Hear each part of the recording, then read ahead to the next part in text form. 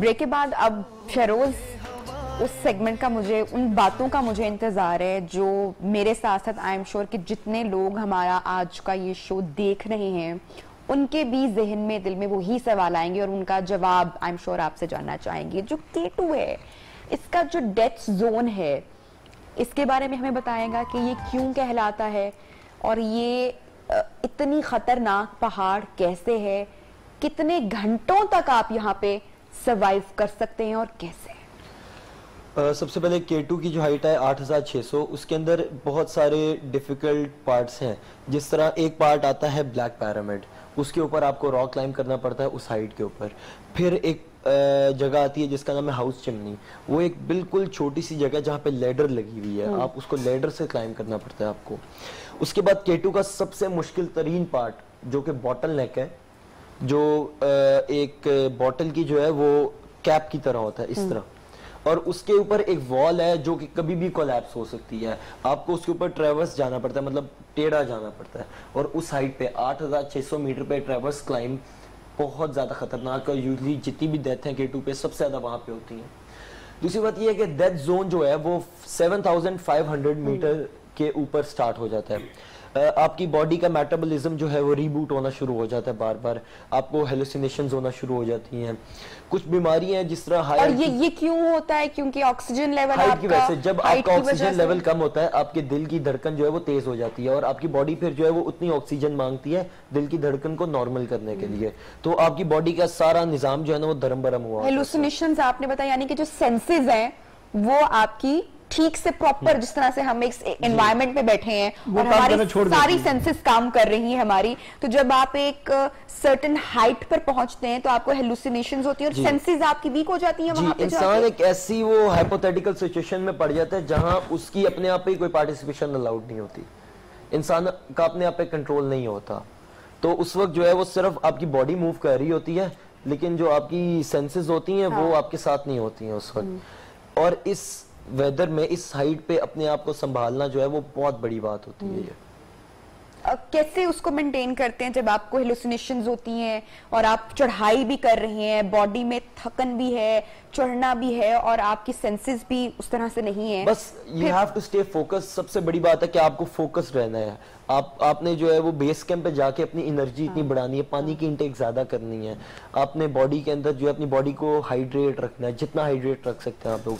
क्योंकि फिर ये होता है कि अब कैंप 3 से जब मैं ब्रॉड पीक की क्लाइंब करना शुरू हुआ था तो 26 आवर्स लगातार क्लाइंब किया था मैंने। 26 घंटे 26 घंटे लगातार क्लाइंब किया। और अगर आप नीचे से लगाएं कि कैंप 2 से मैं कैंप 3 आया, कैंप 3 से 2 घंटे बैठा, तो ये 32 आवर्स बनते हैं। 32 आवर्स हमने लगातार क्लाइंब किया। शहरोज, आप जब तैयारी माउंटेनर जाता है तो आपकी जो किट है, ऑब्वियसली आप बहुत ज्यादा किट में चीजें कैरी नहीं कर सकते। एसेंशियल क्या है आपकी किट में, क्या जरूरी चीजें हैं जो आप लेके जाते हैं? जो एक क्लाइंबर की किट है ना वो सबसे ज्यादा इंपॉर्टेंट है और सबसे ज्यादा महंगी है। इक्विपमेंट बहुत महंगा है क्लाइंबिंग का।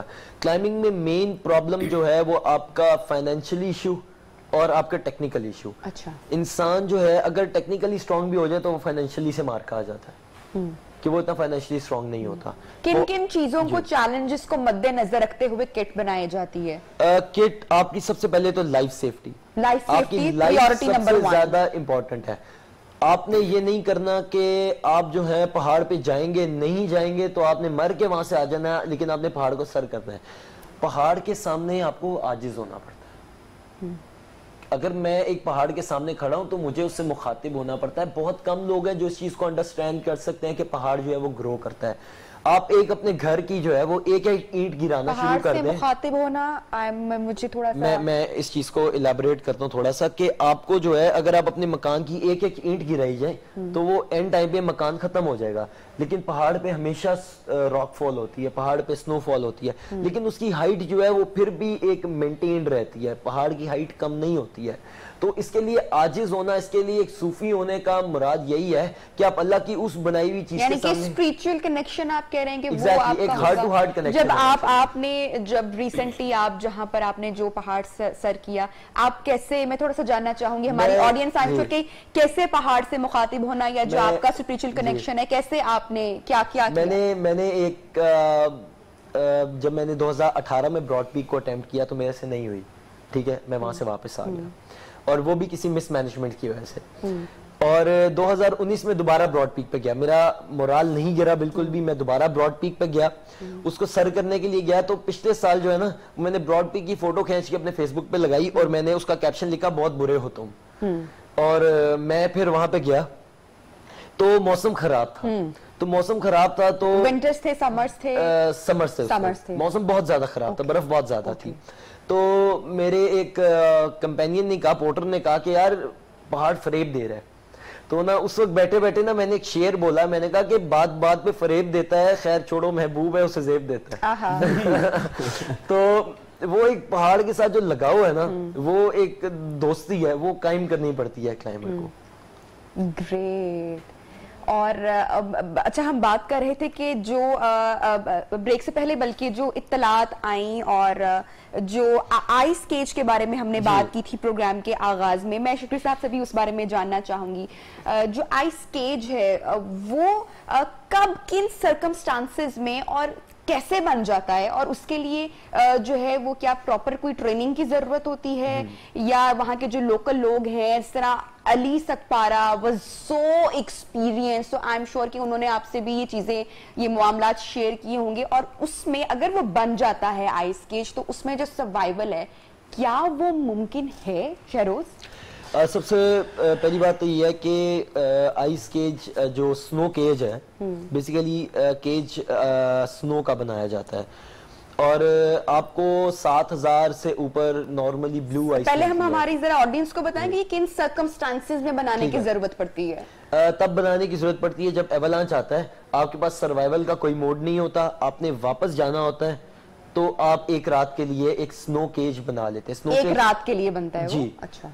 आप ये नहीं कर सकते हैं कि आपने एक एक्सपीडिशन पे पहाड़ के ऊपर चढ़े हैं और आप हर कैंप पे एक स्नो केज बनाए, नहीं।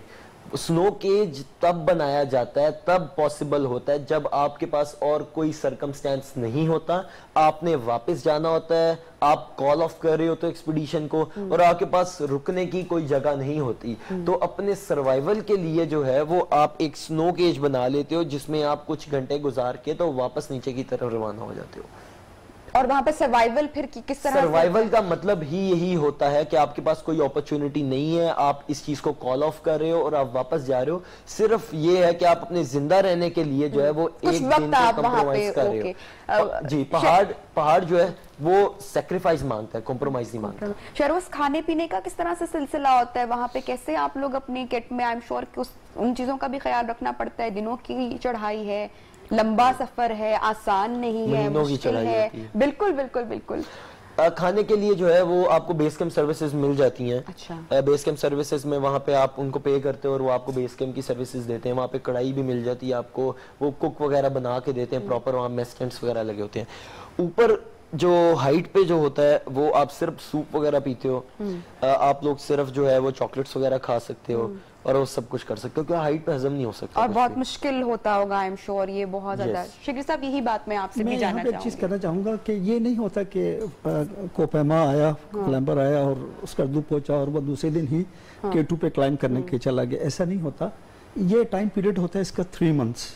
जब वो इधर आता है पाकिस्तान में, फिर इस्लामाबाद में इसकी ब्रीफिंग होती है, फिर डॉक्यूमेंटेशन होकर फिर स्कर्दू जब वो पहुंचता है, ओवरनाइट स्टे स्कर्दू करता है, फिर स्कर्दू से आगे जब हमारा आखिरी गांव अस्कोली है, एक दिन उधर वो कैंप करता है, क्योंकि स्लोली हम उस हाइट को गेन करते हैं कि आपके वहाँ के वेदर के मुताबिक आपकी बॉडी उसके वेदर के मुताबिक हो जाए। तो बेस कैंप में जाके वी आर सिटिंग, जब हमारा 3 महीने का जो राशंस होता है, 3 महीने के इक्विपमेंट्स होते हैं, स्लीपिंग टेंट, हर चीज़ जो होती है वो हम 3 महीने का अरेंजमेंट करके ऊपर जाते हैं। तो वहाँ पे फिर हम बैठ के हमारा जो एक्सपीडिशंस होता है, इनकी पूरा एक चार्ट बना होता है कि रूट्स मार्क किए होता है हमने किस रूट से जाना है। अब K2 के भी डिफरेंट रूट्स हैं जिस रूट्स पे हमें क्लाइंब करना है। फिर ये डिसाइडेड करते हैं कि हमने कितने कैंप्स में जाके बैठना है। ये नहीं है कि जी उठे चले गए। फिर इनके साथ जो हमारे क्लाइंबर्स होते हैं, लोकल क्लाइंबर्स, मैं तो उनको क्लाइंबर्स कहूँगा, बड़े अफसोस की बात है कि हम उन लोगों को पोर्टर्स कहते हैं। Basically they the mountain guides. इनका लफ्ज़ जो है वो चेंज करना चाहिए कि इनको हम पोर्टर्स का लफ्ज़ यूज़ करते हैं। पोर्टर उसको बोलते हैं, एक तो बाजार में भी, एयरपोर्ट में भी वो भी पोर्टर है, लेकिन ये वो लोग होते हैं जो गाइड करते हैं कि आपने यहाँ तक जाना है, रस्सी को आपने फिट करना है, कहाँ पे आपने करना है। तो मेरी सजेशन ये है कि अंदर कोई भी प्रोग्राम से उनको एज ए माउंटेन जो है क्लाइंबर्स और गाइड्स, क्लाइंबर गाइड्स के सर माउंटेन गाइड और माउंटेन पोर्टर में एक ये भी फर्क है, एजुकेशन का फर्क है। एजुकेशन ये नहीं कि फिजिक्स केमिस्ट्री पढ़ी आपने, एजुकेशन ये है कि माउंटेनियरिंग में आपको कितना इल्म हासिल है, मेन चीज भी यही है। अब जैसे अली है, अली को हम माउंटेन गाइड या माउंटेनियर इसी वजह से कहते हैं क्योंकि वो बहुत ज्यादा टेक्निकल था। माउंटेन गाइड, माउंटेनियर और पोर्टर के अंदर ये फर्क है कि पोर्टर वहां पे सिर्फ आपका सामान उठाते हैं, जो माउंटेन गाइड और टेक्निकल जो आपके साथ ऊपर जाते हैं वो माउंटेन गाइड होते हैं। जो बेस कैंप तक जाते हैं we are calling the low porters, exactly, ठीक है। जो ऊपर आप जाते कह हैं रहे हैं इस टर्म को चेंज करना चाहिए, यस ऑफ कोर्स, अब आपके पास अली जैसे लोग पैदा होंगे, बिल्कुल होना चाहिए ताकि अब वो बेसिकली, सॉरी मैं आपकी बात काट रहा हूँ, वो लोग बेसिकली हमारा जो एरिया है देहरा गरीब इलाका है, गरीब लोग हैं। आज पढ़े लिखे लोग होते हैं, उनके पास पैसा होता है तो कौन नहीं करता, वो अपनी एक्सपीडिशन लॉन्च कर रहा है, जिस तरह शाहरेज के वालिद साहब अपने स्पॉन्सर्स करके लेके जा रहे हैं। इस तरह अभी आपके पास जो हम बैठा हुआ है, क्या नाम है, इम्तियाज अकबर, इस तरह के जो बैठे हुए रेस्क्यू के लिए पूरा गांव उठ के तैयार है कि जी हम उसके रेस्क्यू के लिए जाने के लिए तैयार है, पूरा टीम वहां जाके बैठी हुई। मेरा ये है कि हमें उन लोगों को ऑन करना चाहिए कि अली सतपारा ने बहुत सारे लोगों को तैयार किया हुआ है जिन्होंने K2s को क्लाइम की हुई है। अभी आपको उनका किसी का नाम नहीं होगा आज आपको, क्योंकि इनकी एक्सेस इधर शहर में है, इनकी अप्रोच है। अभी अली जो मैं जिसकी बात कर रहा हूँ और हमारे वो इम्तियाज हैं, दूसरे फिदा हैं, इन्होंने भी K2 को 2-2 दफा सबमिट की हुई है। उन बेचारों को कोई पूछता ही नहीं है, उनकी एक्सेस नहीं है क्योंकि वो पहाड़ों में रहते हैं। वली साहब, आपने ब्रेक में एक बड़ी खूबसूरत बात की थी जो कि निहायत ही मेरे दिल को पहुंची, में बड़ी हर्ट भी हुई कि हमारे यहाँ रीत है और बड़े दुख की बात है कि हम शायद हादसात को, आपने बोला कि सेलिब्रेट करते हैं। ये बहुत ये लम्हा फिक्रिया है, ये जुमला अगर आप समझे कि हम हमारे यहाँ हादसात को सेलिब्रेट करते हैं। क्या आज से पहले या इस हादसे से पहले अली सतपारा का नाम कभी किसी ने जाना था? क्या आप उनको जानते थे जब तक ये हाल? क्यों ऐसा है? जब ये पहाड़ सर करने जा रहे थे, इतने बड़े एजाज की बात है हमारे मुल्क के लिए, आपके मुल्क का नाम कहां कहां रोशन होता है, इस बात को क्यों नहीं हाईलाइट किया गया जब तक ये हादसा नहीं हो गया? ब्रेक पे जा रहे हैं, जब ब्रेक से वापस आएंगे तो गुफ्तगू को यहीं से आगे बढ़ाएंगे। और आइसलैंड ने जो अपने जदीद सैटेलाइट से जो पिक्चर्स मंजर आम पर आई हैं, उसमें कितनी हकीकत है और वो किस चीज की इंडिकेशन कर रही है, इस पर बात करेंगे after a short break. Stay with us. Ali Sadpara हमारे कौम के हीरो, एक कीमती इंसान, एक लेजेंड, जिनको आज हम हमारे प्रोग्राम में किन किन चैलेंजेस का उनको सामना करना पड़ा होगा या क्या सर्कमस्टांसेस हो सकते हैं, उस पर हम बात कर रहे हैं। और एक्सीडेंट की सर पॉसिबिलिटी पे हमने बात नहीं की कि जब शरों से भी मिलकर मैं जानूंगी, आपसे भी जानूंगी कि अगर कोई एक्सीडेंट खुदा ना खास्ता होता है या जिस तरह से ये एक्सीडेंट हुआ, तो जो इसकी जो पॉसिबिलिटीज हैं कि क्या हुआ होगा, जरा हम उस पर भी बात करेंगे। लेकिन जो ब्रेक से पहले हम बात कर रहे थे कि हम वो कौम है जो हादसात को सेलिब्रेट करते हैं और ये बड़े दुख की बात है। क्यों है ऐसा? यहाँ पे हीरो बनने के लिए मरना पड़ता है ना, हम जिंदा आदमी की तारीफ करने के कायल नहीं है। तो इसके लिए आप बिल्कुल ठीक कहा आपने कि जब तक अचीवमेंट्स हैं तो वो इग्नोर की जाती हैं, जब हादसा होता है तो हमें उसके लिए रेटिंग भी मिलनी होती है, तस्वीरें भी करनी होती हैं, घरों में भी डिस्कशन करनी होती है। लेकिन जब तक अचीवमेंट्स हैं तो उस वक्त तक हम उसे ओन नहीं करना चाहते। उसे ओन करने के नतीजे में हम अपने आप को इन्फीरियर फील कर रहे होते हैं। तो जब हादसा हो गया, बेवकूफ था ना, देखो चला गया, क्या जरूरत थी जाने की उसे? देखें ना, आप अली सतपारा को ही देखें, जब इसने नांगा पर्वत को क्लाइम किया और जब सक्सेसफुली किया और एक बड़ी अचीवमेंट थी। मैं आपको शर्त लगा के कहता हूँ, मेरे साथ चलें, मैं लाहौर की माल रोड पे खड़े हो जाते हैं, पूछ लेते हैं कि बताएं अली, अब सारे लोग उसको डिस्कस कर रहे होंगे, जान रहे होंगे, उनसे पूछें कि भाई वो जो अचीवमेंट थी तुम्हें पता है उसकी वो क्या थी? नहीं होगा। इससे पहले क्या क्या अचीवमेंट्स हैं? मैं इस नौजवान को ले जाता हूँ, जाके सड़क पे खड़ा कर देता हूँ यहाँ पे। इसमें मुझे ये बताइएगा, इसमें जिम्मेदार कौन है? जिम्मेदार हम सब हैं, हमारी गवर्नमेंट्स हैं, हमारी सोसाइटी है, हमारी नेचर है, हम सब हैं इसमें। क्यों हम हीरो बनने नहीं देते? क्यों नहीं बनाते? हम अपने हीरोज क्यों नहीं क्रिएट कामयाबी को फिर हम कहते हैं कि हमारे यहाँ, क्योंकि हमने खुद कुछ नहीं किया, ये बड़े दुख की बात है। क्या टैलेंट सिर्फ टिकटॉक पर ही रह गया है? नहीं वो अपनी जगह पे, लेकिन मैं उसको क्रिटिसाइज इसलिए नहीं करना चाहता, वो बिल्कुल अलग चीज है सर। ये चीजें प्रमोट करनी चाहिए, ये बात हर चीज को प्रमोट होनी करना चाहिए, बिल्कुल बात होनी चाहिए। सर आज अगर वो गवर्नर हाउस में या पता नहीं किस में अगर आप वो टिकटॉकर्स की जगह जो है वो किसी इन्फ्लुएंसर्स को बुलाते हैं पाकिस्तान से, तो उससे क्या होना था? क्या वो सिर्फ उनकी प्रोफाइल, क्या हमारा निजाम जो है वो सिर्फ सोशल मीडिया तक ही रह गया है कि जिसके ज्यादा फॉलोअर्स होंगे, जिसको ज्यादा लोग देख रहे होंगे, सिर्फ वही बंदा है इस दुनिया के अंदर और कोई भी नहीं है? यहाँ पे मैं एक बात शेयर करना चाहूंगा। अली ने जब नंगा पर्वत को समिट की, समिट करने के बाद गवर्नमेंट ने उसको शाबाश किया, हमारी जीबी गवर्नमेंट ने। और इसी तरह जब फॉरेनर्स ग्रुप्स के साथ बैठे, उसने कहा कि नेक्स्ट एक्सपीडिशन में हमारी गवर्नमेंट जो है आपको सपोर्ट करेगी, स्पॉन्सर करेगी। अब फॉरेनर्स के साथ बैठ के उन्होंने एग्री कर दिया, ग्रुप चला गया। नेक्स्ट एक्सपीडिशन के लिए जब वो आ रहे थे, उन्होंने कहा आप अपना अरेंजमेंट करें, क्योंकि आपकी गवर्नमेंट ने हमारे से प्रॉमिस किया है हमारे सामने, तो हम आपको स्पॉन्सर्स नहीं करते, आप अपने तौर पर करें। वो बेचारा सीएम के दरवाजे के चक्कर ही काटता रह गया, उसको एक्सेस ही नहीं दी गई, अंदर मिलने की उसको नहीं दी गई। और जब वो खुली कचहरी में गया तो उसने कहा सर आपने मेरे से झूठ बोला कि आप मुझे देंगे, और आज मेरे से आप मिलने नहीं चाह रहे हैं, मेरे को टाइम नहीं दे रहे हैं। तो फिर उन्होंने कहा कि जो पैसे मैंने तुम्हें देने हैं मैं किसी अस्पताल को दे दूंगा। तो इतने बड़े हीरो को हम लोग इस तरह इग्नोर करते हैं, इस तरह मतलब उसकी एक्सेस को आज जो जिसको फ्रांस जो उठा के लेके जा रहे हैं, अपने बच्चों को ट्रेनिंग दे रहे हैं, हमारे ना प्रेसिडेंट साहब उसको टाइम दे रहे हैं, ना दूसरे जो हमारे। इसमें मेरा ख्याल है बुनियादी तौर पे मिनिस्ट्री ऑफ स्पोर्ट्स का काम है ये। हमारे मसाइल का भी फर्क है सर। मान लें अगर आप मुझे आज कहें कि तुम एक बतौर जर्नलिस्ट डिस्कस करना चाहते हो पाकिस्तान में पोलियो क्यों नहीं खत्म हो रहा है, या कैंसर क्यों नहीं खत्म हो रहा, या गंदा पानी है, या किसी कोपामा को डिस्कस करना चाहते हो, तो मैं कहूंगा नहीं यार अच्छा है, मैं ना इन इश्यूज को कर, मेरे पास मसाइल बहुत ज्यादा है, हुकूमतों के मसाइल बहुत ज्यादा है, लेकिन मुतलका मिनिस्ट्री का काम है कि वो इन चीजों को प्रमोट करे। क्यों ये वजारतें क्यों बनी हुई होती है? सपोर्ट करने के लिए ना। मिसाल के तौर पे प्राइम मिनिस्टर के पास और चीफ मिनिस्टर के पास वो टाइम और वो विजन नहीं होगा, उसने बहुत सारी चीजें ऊपर से देखनी है। ये मिनिस्ट्री ऑफ स्पोर्ट्स का काम है, मुतलका जो वजारतें हैं, मुतलका जो शोबे हैं, मुतलका जो लोग हैं, उनका ये काम है वो करे। लेकिन अगर वो अपना काम नहीं करेंगे, हर कोई अपना काम करता रहे। मिसाल के तौर पर मैं आपको एक सिंपल सी मिसाल देता हूं कि आपने कंट्रीब्यूट करना सबने मिलकर। पाकिस्तान रेलवेज का मिनिस्टर अगर रेलवेज को बेहतर कर लेता है, वो हुकूमत की ओवरऑल इमेज बिल्डिंग को कंट्रीब्यूट कर रहा है, उसने स्पोर्ट्स को नहीं करना। वो स्पोर्ट्स की टीमें बना भी लें तो कोई ऐसी बात नहीं है।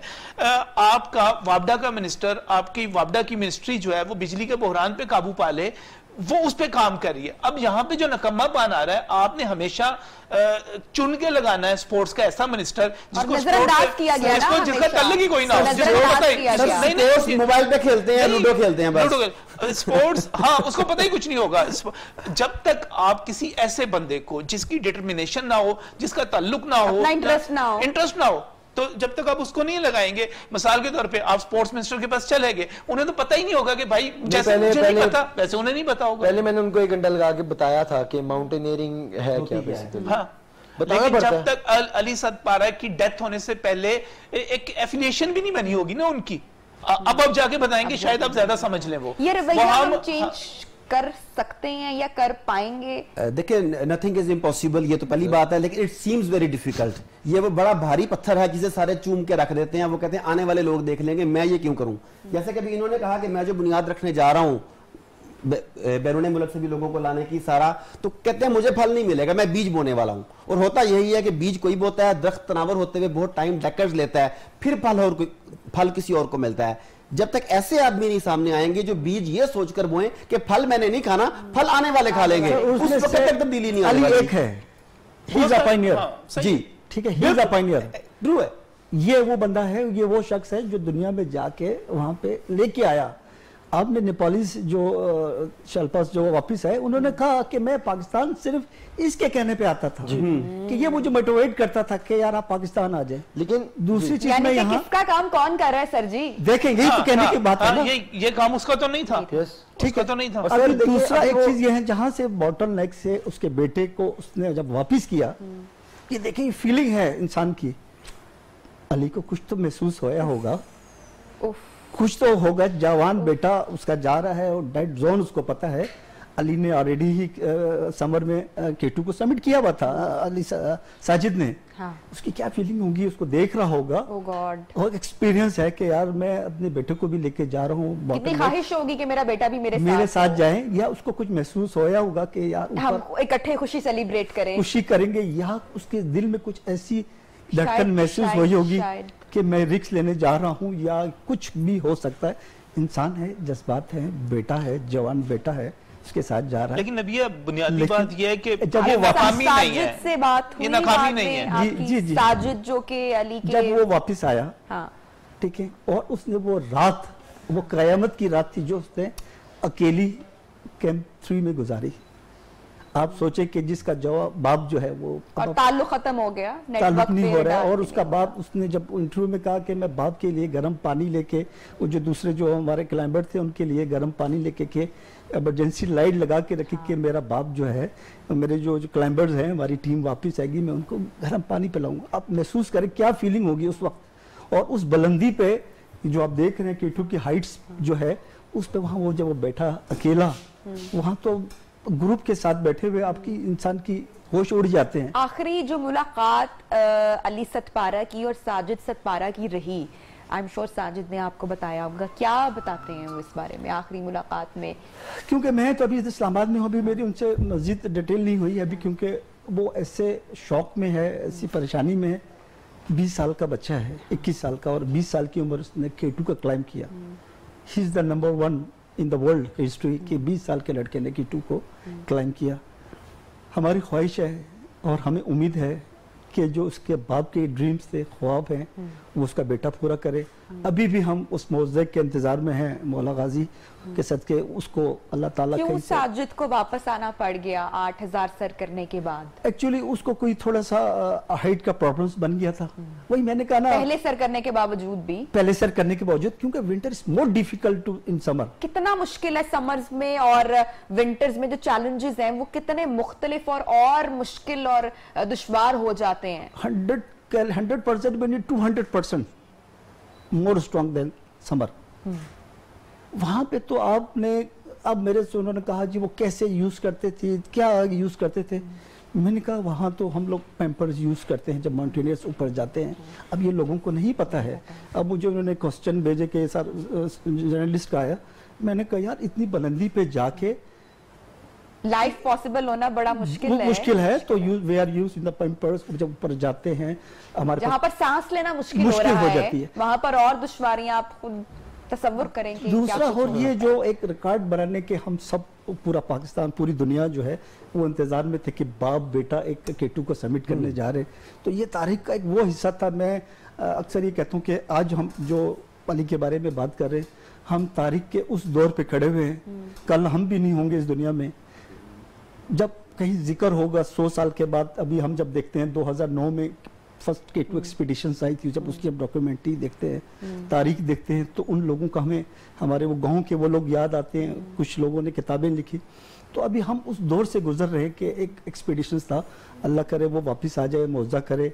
हम सब उसके लिए है, मौजे दुनिया में ही होते हैं, हो सकता है पॉसिबल हो। लेकिन अली वो इंसान था जिसने, किसी को पता लगे कोई परेशानी है, और शायद अली सतपारा जैसा माउंटेनर हमें दोबारा मिलना भी बहुत मुश्किल है। अच्छा, ब्रेक पर शरोज ब्रेक पे जाएंगे, जब ब्रेक से वापस आएंगे तो यहीं से आपकी गुफ्तगू को आगे भी बढ़ाएंगे। मेहमान हमारे साथ मौजूद है, स्टे विद अस। प्रोग्राम में आप खुशामदीद कहते हैं। और शरोज, अब जरा हम उस सवाल की तरफ आते हैं जो मेरे ख्याल से बहुत सारे लोग जानना चाहते होंगे कि क्या पॉसिबिलिटीज हो सकती हैं या हुई होंगी ये जो अली सतपारा और उनकी टीम को जो हादसा पेश आया। आप चूंकि यूर अ क्लाइंबर, तो आप उन तमाम चैलेंजेस को समझते हैं, क्या कुछ हो सकता है? जितना मैंने इसको स्टडी किया ना, अगर ये एक फैक्ट है कि अगर आप 40 दिन में चढ़ते हैं तो आप उतरते 20 दिन में हैं। मतलब उतरते वक्त आपकी स्पीड ज़्यादा होती है, उतरते वक्त टाइम कम लगता है, बॉडी पे आपका इतना कंट्रोल नहीं होता, स्पीड ज़्यादा होती है। जब स्पीड ज़्यादा होती है, चीज़ आपके हाथ से जो है ना वो निकल जाती है। तो मेरा मानना ये है कि समिट हो गया होगा, और वापसी पे अगर एक्सीडेंट हुआ तो वो बॉटल नेक के पोर्शन पे हुआ, जब वो ट्रेवर्स कर रहे थे।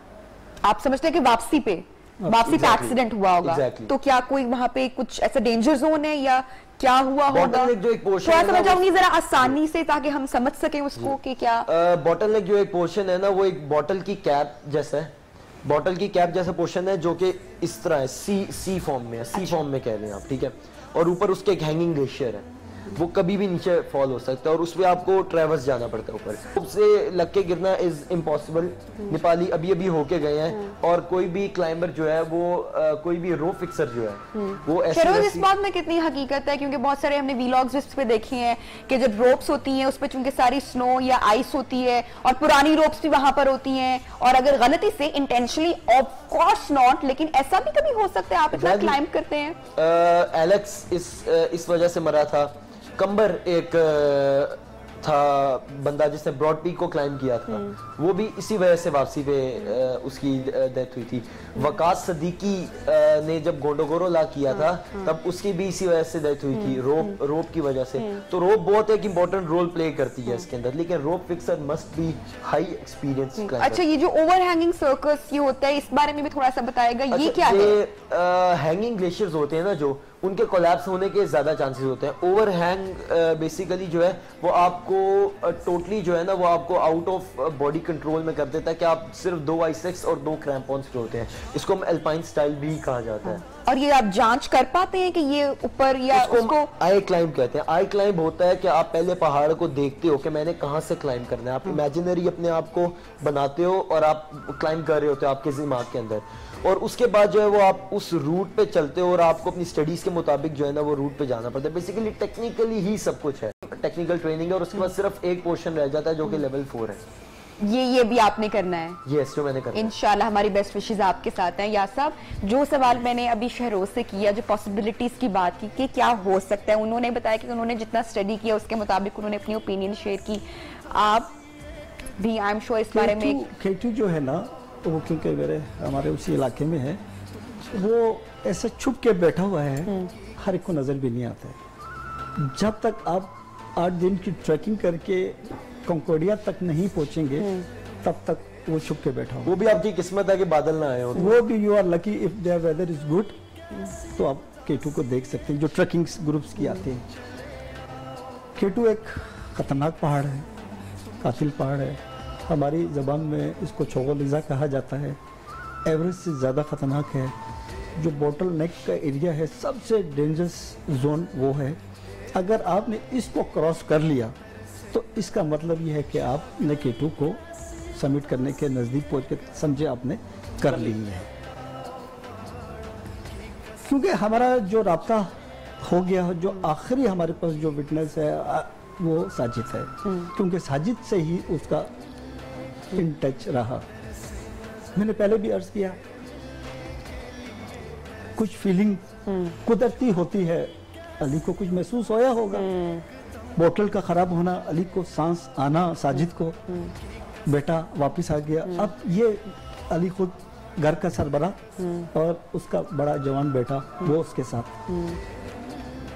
आप ये फील करें, दोनों बाप बेटा जा रहे हैं और घर के सरबरा हैं, और फिर मैंने कहा वो वापस आना वहाँ से, तो ये फील एक बड़ी मुश्किल एक डिसीजन होता है वहाँ से जाना। क्योंकि मेरा जहाँ तक ख्याल है उन्होंने सबमिट कर ली है, वापसी पे जो है वो वही बात जो शहरोज ने बोली कर रहा है। जहाँ तक है कि रोप्स का या रस्सी का, मेरा नहीं ख्याल है कि अली और दूसरे जो हमारे जो क्लाइंबर्स है इतने प्रोफेशनल्स लोग हैं, अपनी फील्ड के एक्सपीरियंस हैं, तो दूसरी रोप को हाथ नहीं लगाएंगे, उनको पता है कि है। अब कुछ लोगों ने कहा कि जो नेपालियंस ने अपनी जो रस्सी लगाई भी थी वो खोल दी है, ये है वो है, मुख्तलिफ लोगों ने बातें की है। तो वो इतना आसान नहीं है, क्योंकि ये समझते थे कि हमने किस रोप को हाथ लगाना है, किसको नहीं लगाना है, क्या करना है। लेकिन जो बॉटल नेक एरिया है ना, ये वेरी डेंजरस हमारे K2 का सबसे एरिया है। और अभी इसके 2 बेटे हो रहे हैं अली के, तो मेरी ख्वाहिश और हमारे पूरे पाकिस्तान की ख्वाहिश है, अगर कोई इसके ड्रीम्स को पूरा कर सकता है तो वो ये साजिद है इंशाल्लाह, क्योंकि यंग है। और ये जैसे लोग हैं सारोस, इस तरह के हमारे पास और यंग क्लाइंबर्स हैं, इनसे मेरी गुजारिश ये है कि इंडिविजुअल क्लाइंब करने की बजाय नेपालियों से आप सबक सीखें, एक टीम बनाएं कि उसको गवर्नमेंट ऑफ पाकिस्तान, हमारी GB government, Punjab government, Pakistan पूरा उसको उन टीम्स को सपोर्ट करे और 10-8 बंदों की टीम्स बना के जाए। वो जाएं, माउंट एवरेस्ट को सबमिट करें, K2 को करें, अन्नपूर्णा को करें, नेपाल में दूसरी जो पीक्स है उनको करें, हमें इस तरफ आना पड़ेगा। लेटेस्ट इक्विपमेंट, रेस्क्यू की ऑप्शंस के साथ हम, मेरे ख्याल से कि ये चीजें होनी चाहिए और इस चीज को जो है वो सरकारी तौर पे ओन किया जाए। शेरोज, मुझे बताओ कि आप माशाल्लाह 8 साल से इस 11 साल से 11 साल, हाँ 8 साल हो गए मुझे। तो मुझे ये बताओ कि कभी कोई इस तरह का हादसा पेश आया आपके साथ या आपके जो टीम मेंबर्स हैं, कभी आपने देखा आप लोग क्लाइंब करने जा रहे हो, खुदा ना खास्ता कोई हल्का फुल्का कोई हादसा हुआ हो, कुछ नुकसान हुआ हो? ब्रॉड पीक के बेस कैंप पे अक्सर बैठे बैठे न्यूज आती थी K2 से 2 क्लाइंबर मर गए हैं, 3 क्लाइंबर। ब्रॉड पीक का साथ है ना, K2 और ब्रॉड पीक बिल्कुल साथ साथ हैं आपस में, तो सिर्फ आधे घंटे का रास्ता है बेस कैंप का K2 के। तो अक्सर न्यूज आती थी कि 1 क्लाइंबर मर गया, 2 क्लाइंबर मर गए हैं, सामने बैठ के देख रहे होते थे, बर्फ के तोदे गिर रहे हैं ऊपर से, बर्फ के वो गिर रहे हैं, तो आंखों के सामने मौत नजर आ रही होती थी उस वक्त। तो लगती है रिफ्लेक्ट होके आपकी जब आंखों पे लगती है तो उसी टाइम में बहुत ज्यादा यानी कि कोई एक चैलेंज नहीं है, बेतहाशा चैलेंज है। सर मुझे बताइएगा कैसे हम सपोर्ट कर सकते हैं हमारे नौजवान नस्ल को जो इस शौक में या जो ये इस तरह का ख्वाब रखते हैं, अब हमें क्या करना चाहिए? देखिए, एक तो जैसा कि उन्होंने बताया कि टीमें बननी चाहिए, दूसरा मैं समझता हूँ कि एक मनफी प्रोपेगेंडा हो रहा है, मैं उस पर बात करना चाह रहा था। वो एक आयत को कुरान पाक की कोट कर रहे हैं, वो कह रहे हैं कि वो खुद को हलाकत में ना डालो, कुरान पाक की आयत कोट कर रहे हैं। पहले ये क्लियर कर लिया जाए कि हलाकत में डालना है क्या। जो वायरिंग कर रहा है आपकी, अगर वो ट्रेन नहीं है, इक्विपमेंट नहीं है, तो वो हलाकत में डाल रहा है। इलेक्ट्रीशियन ट्रेंड है, इक्विपमेंट के साथ है, वो हलाकत में नहीं डाल रहा। इन्होंने कहा मैंने लेवल 1 किया, एडवांस किया, लेवल 2 किया, लेवल 3 किया, अभी ट्रेनिंग ले रहे हैं। इसके बाद जब जाएंगे तो ये हलाकत में नहीं है। आप गाड़ी ड्राइव करती हैं, आपने गाड़ी सीखे बगैर बैठ की तो हलाकत में डाला। Very logical, very logical. अच्छा, ये हलाकत में डालना नहीं है। इन्होंने जाके खाई में छलांग नहीं मारी, इन्होंने ट्रेनिंग ली है, बरस डेकेड्स इस काम के लिए लगाए हैं, तो ये हलाकत में डालना नहीं है। अगर ऐसा होता तो अगर इंटरप्रिटेशन ये कुरान की करे, वो कहते हैं ना कि खुद बदलते नहीं कुरान को बदल डालते हैं, खुद कुछ करना नहीं है कुरान पाक को बदल दो, फिर हवाएं तस्खीर ना होती, फिर पानी तस्खीर ना होता, फिर माउंट एवरेस्ट और K2 तस्खीर ना होता। सबसे पहले इस चीज को क्लियर करना चाहिए कि ये हलाकत में डालना नहीं है। ये देखिए जुस्तजू है ना, तो इस जुस्तजू ने इंसान को चांद तक पहुंचा दिया है। एग्जैक्टली, नई मंजिलों को तलाश करने का हुक्म है आपको, आपको कायनात की गहराइयों में उसकी वसतों में जाने का हुक्म है। इन चीजों को क्लियर किया जाए, नंबर 1। नंबर 2, मैं बात कर रहा था ब्रेक में इनके साथ कि हमारे यहाँ सबसे बड़ी कमी नेटवर्क की है। वो कहते हैं स्पोर्ट्समैन ताबन नहीं करता, मिनिस्ट्री ताबन नहीं करती, गवर्नमेंट ताबन नहीं करती, स्पॉन्सर ताबन नहीं करते। ये सारा कुछ क्यों है? We don't have proper network. ये कहते हैं कि मैंने ट्रेनिंग भी मैंने लेनी है, बंदे भी मैंने बाहर से लेके आने हैं, स्पॉन्सर भी खुद मैंने ढूंढना है, जाके सामान भी मैंने अपना इकट्ठा करना है। अब ये सारा कुछ एक इंसान एक वक्त पे थक भी जाता है, रुक भी जाता है। एग्जैक्टली ऐसा ही होता है। बात को मैं आगे लेके जाऊंगा, आपकी सारी बात काट रहा हूँ। अब भी हमारे जो मेरा गांव है जहाँ पे ये K2 दुनिया में 14 पीक्स है, जिसमें से 4 जो है वो मेरे गांव शिगर में है, K2 ब्रॉड पीक, गशेब्रुम और गशेब 2 और नंगा पर्वत हमारे चलास में है। 2006 का प्रोजेक्ट माउंटेनिंग स्कूल के लिए दुनिया का 6ठा माउंटेनिंग स्कूल बन रहा है शिगर में। उसके लिए 100 कनाल जगह है, अलर्ट भी हो चुकी है। अगर वो इंस्टीट्यूट बना होता 2006 कहाँ और 2021 कहाँ, अगर वो इंस्टीट्यूट बना होता तो अली के रेस्क्यू के लिए या इसके होर करने के लिए हमारे पास कितने माउंटेनियर्स तैयार हो जाते। आज शारोज ने जो कोर्सेज कर रहा है ये प्राइवेट सेक्टर से कर रहा है, जबकि हमारे पास फंडिंग भी उधर पड़ी हुई है। वो माउंटेन इंस्टीट्यूट अगर वाकई गवर्नमेंट सीरियस है, कुछ करना चाहती है और इन हीरोज को बचाना चाहती है, तो वो हमें इदारा बनाना पड़ेगा माउंटेनिंग स्कूल। जब तक वो स्कूल नहीं बनेगा, अकेडमी नहीं बनेगी, ये जो प्राइवेट अकेडमी है वो ठीक है, अलग है, लेकिन ये दुनिया का 6ठा माउंटेन स्कूल बनने जा रहा है दुनिया में।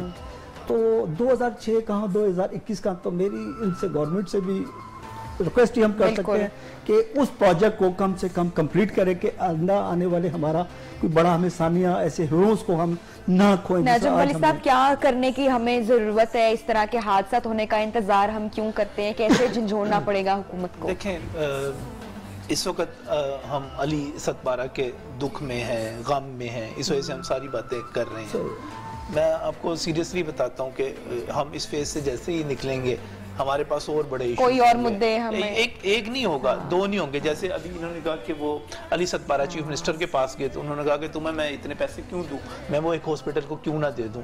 उसकी अपना एक उसके पीछे भी एक फिलॉसफी, एक लॉजिक, कॉन्सेप्ट थे। उसने कहा यार मैं इतने लोगों के इलाज के लिए वहां पर अगर मैं वहां पे अगर इलाज की बात करूं, बुनियादी तौर पे हम एक तरक्की पजीर मुल्क है, वसाइल की हमारे पास कमी है, ये सारा कुछ।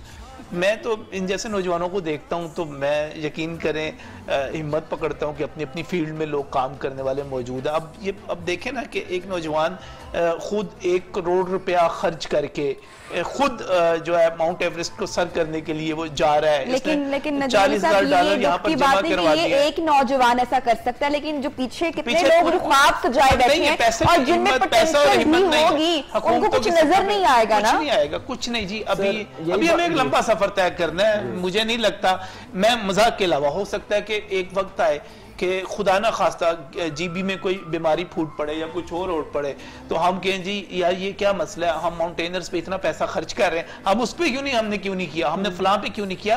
तरजीहात की बात है। तो अभी तो हम सिर्फ इन्हीं चीजों पे गुजारा करेंगे। हो सकता है कि इसके बाद थोड़ा बेहतर भी हो जाए। सर मेरा एक और भी चीज है कि हम लोग ये तो कम्प्रोमाइज कर रहे हैं कि हमारे पास पहाड़ हैं, लेकिन हम लोग इतना पैसा जो है वो हॉस्पिटल को दे देते हैं, कोहिमा को क्यों दें।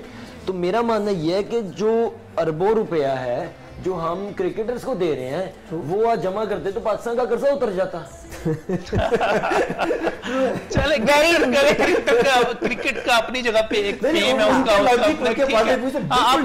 बिल्कुल ठीक है, बिल्कुल ठीक है। और दूसरी बात है, देखें अल्लाह ताला ने हमें केटू दिया, आप बाकी जिन चोटियों के नाम ले रहे थे, मुझे उनका नाम भी अल्लाह ताला ने वो दे दिया, हमने अब उसको इस्तेमाल करना है। हम यहाँ पे ये भी बात कर रहे थे ब्रेक में, बल्कि कि बड़े दुख की बात है कि जब हम बहुत सारी चीजें देखते हैं, मैं कल डॉक्यूमेंट्रीज और बहुत सारी चीजें मैंने कहा मैं देखना चाह रही थी, मुझे बड़ा इंटरेस्ट डेवलप हुआ उसके बाद ही, लेकिन बड़े दुख के साथ और सदमे के साथ कि एक जगह या एक इलाका हमारे पास है, एक खिता जो हमारे सिर्फ गिलगित बल्तिस्तान है, मैं उसकी बात कर लेती हूँ, या K2 की हम बात कर लेते हैं, ये पाकिस्तान का हिस्सा है, लेकिन यहाँ पे डॉक्यूमेंट्रीज गोरा आके बना रहे हैं, हमारे यहाँ की बनी, क्योंकि अगेन वही बात, प्रायोरिटीज, तरजीहात, या हम वो काम नहीं करें जो बाहर से लोग आकर यहाँ पर करें, यानी कि बाहर से लोग आकर यहाँ पर बैठी कहाँ पे हुई है हर चीज के। अब जिस चीज को आप वो कहते हैं कि फ्रोलना शुरू कर दो तो क्या कहें उसको, हमारी मीडिया इंडस्ट्री बैठी कहाँ पे हुई है। अगर हमारे पास हमारी तरजीहात और हैं, अगर हमारी प्रायोरिटीज और हैं, आई एग्री विद दैट, मैं अंडरस्टैंड करती हूँ इस चीज को, लेकिन हम अपनी इन चीजों को इंटरनेशनली हम अटेंशन तो गेन कर सकते हैं ना, वहां पे हम दिखाकर, ये तो हम कर सकते हैं, उसके लिए हमें क्या करना होगा। मैं फिर कहूंगा कि मुतल्लिका वजारतों को, हुकूमतों को ज्यादा बेहतर काम करने की जरूरत है। शहरोज बहुत काम कर सकता है, लेकिन ये उतना काम नहीं कर सकता जितनी एक वजारत कर सकती है, एक हुकूमत कर सकती है, एक रियासत कर सकती है। अली सतपारा को लेकर, लेकिन वो उस पर डिपेंड करेगा ना कि आप वजीर किन लोगों को बनाते हैं, आपके सेक्रेटरी कौन लोग हैं, आपके वहां के ऑफिशियल्स कौन लोग हैं। अगर आपने सिर्फ एक ग्रेड 20-21 के डायरेक्टर को लगा दिया जिसका काम सिर्फ ये है कि उसने सिर्फ और सिर्फ ये देखना है कि ग्रेड 21 का अफसर हूं, 20 का अफसर हूं, 19 का अफसर हूं, मैंने तनख्वाहें किस तरह लेनी है, अपना बेनिफिट्स किस तरह लेने हैं, वक्त किस तरह गुजारना है। अगर आप इसको कचरा घर बना देंगे कि जिस ब्यूरोक्रेट को काम नहीं आता उसको इस किस्म की मिनिस्ट्री में फेंक देना, डेडिकेशन नहीं होगी तो कुछ भी नहीं होगा, जज्बे से काम होता है। के प्रोग्राम अपने इख्तिताम को पहुंच रहा है, जाने से पहले आप क्या कहना चाहेंगे तमाम? यहाँ दो चीजें आपको अर्ज करता चाहूँ, शायद मुझे पहले बताना चाहिए था। हमारे पास जो कराकम्स है, the young mountains in the world जो रेंज है हमारे पास, इसमें हमारे पास 7000 जो पीक्स है, अबव 7121 पीक हैं, जबरदस्त, और 6000 जो मीटर हैं पीक्स, वो अनक्लाइम्स, अननेम्स पड़ी हुई हैं, जिनको अभी तक हमने गवर्नमेंट ऑफ पाकिस्तान ने सर्वे ही नहीं किया, अननेम पड़ी हुई हैं, तो वो उसकी तो काउंटिंग ही नहीं है हमारे पास कितनी है। दूसरा, मैं आखिर में, कल मेरी जर्मनी बात हो रही थी, क्योंकि मैं पूरी दुनिया फिरा हुआ हूँ, जब हम अपने इस इलाके को देखते हैं तो फिर हमें अपना यहाँ अपना इलाका छोड़ के जाने का दिल नहीं करता। तो वो जब उनसे बात हुई, जब अली का जिक्र आया तो वो रोने लग गए। देखिए जब वो गोरा बैठा हुआ है, एग्जैक्टली उनके भी जो सेंटिमेंट्स हैं या जो मोहब्बतें हैं या जो हादसा पेश हुआ अली सतपारा के पीछे, मैंने पहले भी प्रोग्राम के आगाज में बात की थी कि ये दुआएं सिर्फ पाकिस्तान में नहीं बल्कि ये अटेंशन, ये मोहब्बत, ये दुआएं पूरी दुनिया से उनके लिए दुआएं आई कि लोग तो बड़ा पसंद करते हैं बाहर। अभी साजिद सतपारा, ये भी मैं कहूंगी कि किसी मोजिसे से कम नहीं था। अल्लाह ताला की आप देखें ना कुदरत के करिश्मे देखें, मौत से देखें कि कैसे वो एक इंसान को, कैसे वो एक शख्स को मौत के मुंह से बाहर निकाल लाता है, खींच लाता है। इसका हमने वाकया पिछले साल देखा, जो एयरप्लेन क्रैश हुआ उसमें भी उस रब की हमने मौत से देखे कि किस तरह उसने 2 लोगों की जान निकाली, कोई ना बाकी रह सका। ये हकीकतें हैं।